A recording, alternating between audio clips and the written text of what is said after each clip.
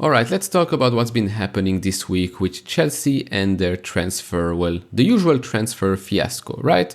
So let's go a little bit back in time when we were actually looking at a player called Ivan Perisic because, well, we thought he could be, well, a suitable player to add to our squad, can play on the right, can play on the left, can play even left wing back. Would have been perfect, right? Guess what? We didn't really go after him that hard, so he went to Spurs. Next up, Lukaku finally went to Inter. Thank you very much, little snake. Don't want to hear his name anymore. But now the problem is we need to, well, look out for a new striker. Because what, are we going to put King Kai every single game in that striker position? That's not gonna work.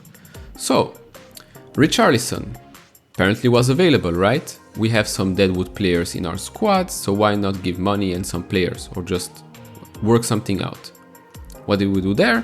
Nothing. We slept on it, as always. So what happened? Well, Richarlison joins Spurs. So now Spurs have Son, Richarlison, Kane and Kulusevski.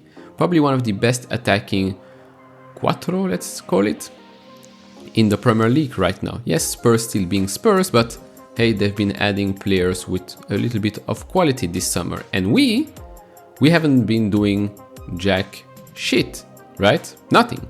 We have one striker that left, which needs to be replaced.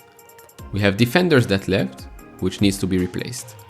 Wingers that are always injured and are incapable of scoring goals need to be replaced. Ziyech might maybe leave to Milan, who knows, needs to be replaced. And so this brings me to the next topic of this video, and that's this whole Raphinha saga.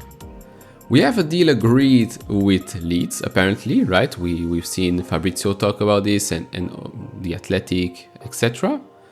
But the player clearly does not want to join Chelsea. He wants to go to Barcelona, because Barcelona are really, well, they have so much money to give out that they can just buy players left, right and center. Which is false, right? It's a lie. They have no money, but somehow it's like an investment fund suddenly, like we need some money, we'll get some inflows from here, we'll get some inflows from there, and that's how we buy players these days. How is this even a possibility? It just doesn't make sense. Now again, I'll be very clear, and I'm very clear on this on Twitter as well. If a player does not want to join Chelsea, well, F them. We don't want you anymore, alright? Even if we have a deal with Leeds, I don't care. If the player still, after a couple of days already, does not want to sign with a club like Chelsea FC and prefers to go to a club like Barcelona, who are in financial ruins and will probably not win any major trophies soon, that's just my belief, well then, let him go. Let him go. We don't want you at our club, Raphinha. If you don't want to join us, then don't. Which brings me to the next topic, which is Ousmane Dembele, which is very, very clear. If Raphinha joins Barcelona, he will probably leave. Because obviously on the balance sheet, you cannot have both players there. It doesn't make sense. They just don't have the money to do so. And even if they manage to sell Frankie de Jong for, I don't know, an absurd amount of money, because Manchester United really can't do any business these days, Still they have financial problems, and they also want Lewandowski, they also want defenders and whatever. Laisse tomber, it doesn't make sense. But it's pretty clear to me that if Raphinha joins Barcelona, then Ousmane Dembele becomes, well, I think today already, becomes a free agent, and then we will probably go after him. So that's, okay, fine, one winger sorted. On the other side, probably Raheem Sterling is already sorted as well.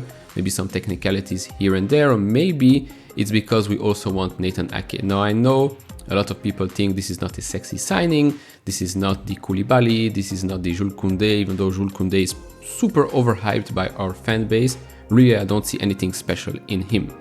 In Nathan Ake, probably a reasonable price, still young-ish, has experience, and especially if we go with his, well, partner Matthijs de Ligt, both of them from the Netherlands, I hope you understand, then it would probably make more sense to go for Matthijs de Ligt, which will cost us more money, than for a lower profile like Nathan Ake to join the club. Now I know there are some rumors already with Koulibaly as well, but it's always very, very difficult with Koulibaly and Napoli.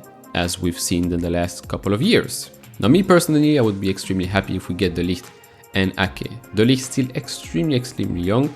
Nathan Ake not such a high profile that might block the development of Levi Colwill, so that's fine.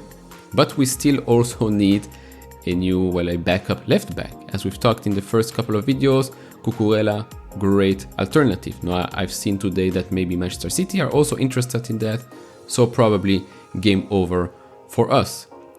But we're not done yet. We also need a little bit of change in the midfield, and I'm still not talking about the striking options yet, because what great strikers are available this summer? Lewandowski, he also wants to join Barcelona, so we're screwed there.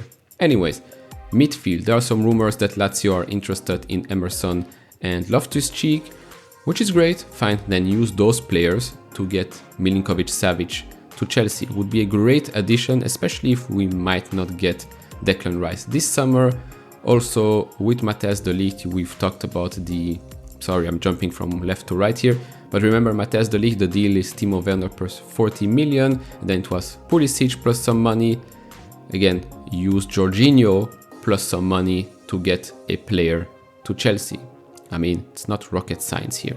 So again, overall, we still have so much business to do this summer, right? We haven't done much. Well, actually, we haven't done anything this summer yet. Lots of players will still leave the club. Maybe Azpilicueta, maybe Alonso, probably Barkley. I hope Loftus-Cheek and every other player that, well, had maybe a couple of years some future at the club. Right now, we can use those players as assets and maybe reduce the price of some players we want to bring in, or maybe just make a direct swap, which makes a lot of sense. I've seen some talks about Burley integrating that baseball mentality of swapping players, which again makes sense, but we need to act fast because all the other clubs are acting fast and they're taking great players left, right and center, and then we will be left again with the same Kepa scenario. We will be forced to buy a player that just isn't the quality that we need, but we will overpay for them. Now, I've seen today that Belotti is not going to sign with Torino, so he's a free agent. Now again, Belotti is not this world-class striker, but to be honest, he's a big bulldog of a striker that could be very useful in a team in the Premier League. Now, maybe not for a team like Chelsea, probably more for a team like Manchester United, but then again, we need to act fast and smart. So overall, that's been happening this week with Chelsea. We haven't done anything, but we've lost a couple of battles already. Perisic, Richarlison now getting screwed over by a player like Raphinha. It's just a Chelsea thing. Obviously, do share your thoughts down in the comments below, and thanks to everyone that has been subscribing lately. It's been pretty awesome to see, so I appreciate that very much. Like and subscribe, and I see you all in the next video, hopefully with some better news. Bye bye.